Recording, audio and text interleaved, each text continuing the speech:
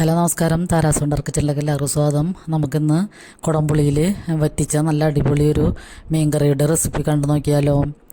നല്ല അടിപൊളി മീൻകറിയാണ്. കഷ്ണം മീനാണ് ഞാൻ വറ്റിക്കാനെടുത്തേക്കണത്. അപ്പോൾ നമുക്കിത് കുടംപുളിയിൽ മുളകൊക്കെ ഇട്ടിട്ട് ചെറിയ ഉള്ളിയൊക്കെ ചേർത്തിട്ടാണ് ഞാനത് വറ്റിക്കണത്. അപ്പോൾ നല്ല അടിപൊളി കറിയുടെ റെസിപ്പി നമുക്ക് കണ്ടു നോക്കിയാലോ. അപ്പം അതിനുവേണ്ടി ഞാൻ ചെറിയ ഉള്ളിയും വെളുത്തുള്ളിയും ആണ് എടുത്ത് ക്ലീൻ ചെയ്ത് അരിഞ്ഞെടുത്ത് വെച്ചിട്ടുണ്ട്. പിന്നെ നമുക്ക് ഈ കഷ്ണ മീനാണ്, കേര മീനാണ് കിട്ടിയേക്കണത്. അപ്പോൾ അത് കട്ട് ചെയ്ത് കടയിൽ നിന്ന് തന്നെ കൊണ്ടുവന്ന് അപ്പോൾ നമ്മൾ നല്ലതായിട്ട് ക്ലീൻ ചെയ്തെടുത്ത് വെച്ചിട്ടുണ്ട്. ഇത്രയും മീനാണ് നമ്മൾ കറി വെക്കുന്നത്. പിന്നെ അതിലേക്ക് നമുക്ക് ചെറിയ ഉള്ളി, പിന്നെ 5-6 പച്ചമുളക്, കറിവേപ്പില, പിന്നെ ഒരു തക്കാളി, പിന്നെ ഒരു വലിയ കഷ്ണം ഇഞ്ചി, ഇത്രയാണ് ഇൻഗ്രീഡിയൻസ്. അപ്പോൾ അത് നമ്മൾ പിന്നെ കുടംപുളി നമ്മൾ 4 കഷ്ണം എടുത്തിട്ട് കഴുകി വെള്ളത്തിലിട്ട് വെച്ചിട്ടുണ്ട്. അപ്പോൾ അത് വെള്ളത്തെപ്പടി തന്നെ നമുക്ക് കറിയിലിട്ട് കൊടുക്കണം. അപ്പോൾ ഈ മീനാകുമ്പോൾ നന്നായിട്ട് ഉപ്പും പുളിയൊക്കെ പിടിക്കണം, എരിവൊക്കെ പിടിക്കണം, എന്നാലാണ് നല്ല ടേസ്റ്റ് ഉണ്ടാവുള്ളൂ. അപ്പോൾ പുളി കുറഞ്ഞു കഴിഞ്ഞാൽ ഈ മീൻ പുളി പിടിച്ചില്ലെങ്കിൽ മീൻ കൂട്ടാൻ ടേസ്റ്റ് ഉണ്ടാവില്ല. അപ്പോൾ അതുകൊണ്ടാണ് ഞാൻ 4 കഷ്ണം കുടംപുളി എടുത്ത് വെള്ളത്തിലിട്ടേക്കണത്. അപ്പോൾ അത് നമ്മളെ അടുത്തുള്ള വീട്ടിൽ തന്നെ ഉണക്കി വിൽക്കണ പുളിയാണ്. അപ്പോൾ ഞങ്ങൾ അവിടെ നിന്ന് വാങ്ങിച്ചതാണ്. അതുകൊണ്ട് നല്ല പുളിയുള്ള നല്ല കുടംപുളിയാണ്.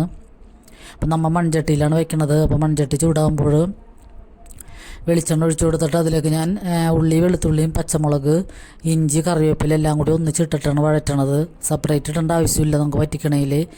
അപ്പോൾ നമ്മൾ ഒന്ന് വഴറ്റി ഈ കറി വയ്ക്കുമ്പോൾ നല്ല അടിപൊളി ടേസ്റ്റാണ്. അപ്പോൾ ഉള്ളിയൊന്നും ബ്രൗൺ നിറമൊന്നും ആവണ്ട. ഒരു പകുതി വാടിക്കഴിയുമ്പോൾ തന്നെ നമുക്ക് ഒരു 3-3.5 ടീസ്പൂൺ മുളക് പൊടിയും 1/2 ടീസ്പൂൺ മഞ്ഞൾപ്പൊടിയും കൂടി ഇട്ടിട്ട് ഒന്ന് വഴറ്റി കൊടുക്കാം. അപ്പോൾ ഈ വറ്റിക്കണ കറിയിൽ ചിലർ മല്ലിപ്പൊടി ചേർക്കാറുണ്ട്. ഞങ്ങൾ മല്ലിപ്പൊടി ചേർക്കില്ല,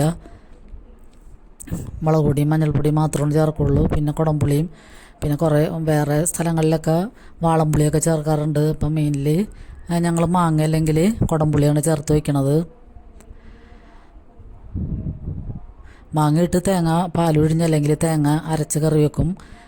വറ്റിക്കുമ്പോൾ കുടംപുളി ഇട്ടാണ് വറ്റിക്കണത്. മാങ്ങ ഉള്ള സീസണിൽ മാങ്ങ ഇട്ട് കറി വയ്ക്കും.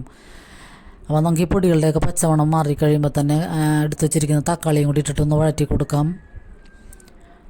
പിന്നെ ഇതൊക്കെ ഒന്ന് വളർന്ന് വരുമ്പോൾ തന്നെ നമുക്ക് കുടംപുളി ചേർത്ത് കൊടുക്കാം. അപ്പോൾ എല്ലാവരും വീഡിയോ ഒക്കെ ഒന്ന് കണ്ട് സപ്പോർട്ട് ചെയ്യണം. ഇപ്പോൾ ടി വിയിലെ ബിഗ് ബോസ് ഷോയൊക്കെ കഴിഞ്ഞേക്കണ കാരണം എല്ലാവർക്കും തിരക്കൊക്കെ ഒഴിഞ്ഞിട്ടുണ്ടാവും. അപ്പോൾ ഈ വീഡിയോസൊക്കെ, ഞങ്ങളുടെ ചെറിയ വീഡിയോസൊക്കെ ഒന്ന് കണ്ട് എല്ലാവരും ഒന്ന് സപ്പോർട്ട് ചെയ്യണം. അപ്പോൾ നമ്മുടെ തക്കാളിയൊക്കെ ഒന്ന് നന്നായിട്ട് വഴന്നു വന്നിട്ടുണ്ട്. അപ്പോൾ ഞാൻ അതിലൊക്കെ കുറച്ച് ഉപ്പ് ഇട്ടിട്ടുണ്ട്. അപ്പോൾ നമ്മൾ എടുത്തു വെച്ചിരിക്കുന്ന കുടംപുളി കൂടി ഇട്ടിട്ട് പിന്നെ ആവശ്യത്തിന് വെള്ളവും കൂടി ചേർത്ത് കൊടുക്കാം.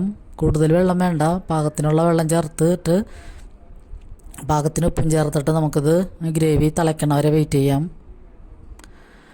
അപ്പോൾ ഇങ്ങനത്തെ കറികളൊക്കെ മൺചട്ടി തന്നെ വയ്ക്കുമ്പോഴാണ് അതിൻ്റെ ടേസ്റ്റ് ഉണ്ടാവുള്ളൂ. പിന്നെ ഇത് നമുക്ക് എത്ര ദിവസം വേണമെങ്കിൽ 2-3 ദിവസം ഈ കറി ഇരിക്കും.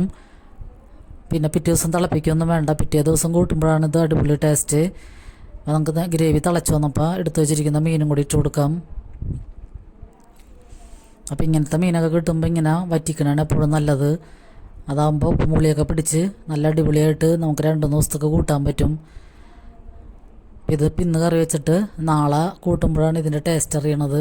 അപ്പോൾ ഗ്രേവിയൊക്കെ ഒന്നും കൂടി വറ്റി നല്ല കഷ്ണത്തിലൊക്കെ ഉപ്പും പുളിയൊക്കെ പിടിച്ച് എരിവൊക്കെ പിടിച്ചിട്ട് നല്ല അടിപൊളി ടേസ്റ്റ് ആയിരിക്കും. അപ്പോൾ ഈ മീൻ കറി കപ്പയുടെ കൂടെയും ചോറിൻ്റെ കൂടെയൊക്കെ കഴിക്കാൻ പറ്റും. എന്നാലും കപ്പ അല്ലെങ്കിൽ ചക്കക്കറിയൊക്കെ ഉണ്ടെങ്കിൽ അതൊക്കെ കൂട്ടി കഴിക്കാൻ അടിപൊളിയാണ് ഈ കറി. അപ്പോൾ ഞാനിവിടെ കടച്ചക്ക വേവിച്ച് വെച്ചിട്ടുണ്ട്. അപ്പോൾ വൈകിട്ട് അത് കൂട്ടി കഴിക്കാം. അപ്പോൾ ഉച്ചക്ക് നമുക്ക് ഈ കറി കൂട്ടി ചോറും കഴിക്കാം. അപ്പോൾ നമ്മുടെ കറി ഇവിടെ തിളച്ചുകൊണ്ടിരിക്കുന്നുണ്ട്. നല്ല അടിപൊളി ടേസ്റ്റായിരുന്നു ഈ കറിക്ക്. അപ്പോൾ ഇടയ്ക്കൊക്കെ നമുക്ക് ഇങ്ങനത്തെ കുടംപുളി ഇട്ടിട്ടൊക്കെ കറി വയ്ക്കാൻ ശ്രമിക്കണം. കുടംപുളിയൊക്കെ വയറിനൊക്കെ എപ്പോഴും നല്ലതാണ്. വയറിലെ കൃമിയും അതും ഇതൊക്കെ ഉണ്ടെങ്കിലൊക്കെ പോകാനൊക്കെ കുടംപുളി ഇടയ്ക്ക് ഇങ്ങനെ കറി വെച്ച് കഴിക്കുന്നത് നല്ലതാണ്. നമ്മുടെ ഫ്ലെയിം ഓഫ് ചെയ്തിട്ടുണ്ട്, എന്നാലും മൺചട്ടി ആയ കാരണം ഗ്രേവി തിളച്ചുകൊണ്ടിരിക്കുകയാണ്. നമുക്കൊരു 8-10 മിനിറ്റോളം ഇത് വെച്ചാൽ മതിയാവും. ഹൈ ഫ്ലെയിമിൽ ആദ്യം ഒരു 2-3 മിനിറ്റും പിന്നെ ഒരു മീഡിയം ഫ്ലെയിമിൽ ഇട്ടിട്ടാണ് ഞാൻ വെച്ചത്. പിന്നെ നമുക്കതിലേക്ക് കുറച്ച് കറിവേപ്പിലയും ഇട്ട് കുറച്ച് പച്ച വെളിച്ചെണ്ണ അങ്ങോട്ട് ഒഴിച്ചിട്ട് ഒരു 5 മിനിറ്റ് നേരം മൂടി വയ്ക്കാം. മൂടി വെച്ച് കഴിഞ്ഞിട്ടുള്ള കറിയാണിത്. അപ്പോൾ എല്ലാവർക്കും ഈ വീഡിയോ ഇഷ്ടമായെന്ന് കരുതുന്നു. നന്ദി.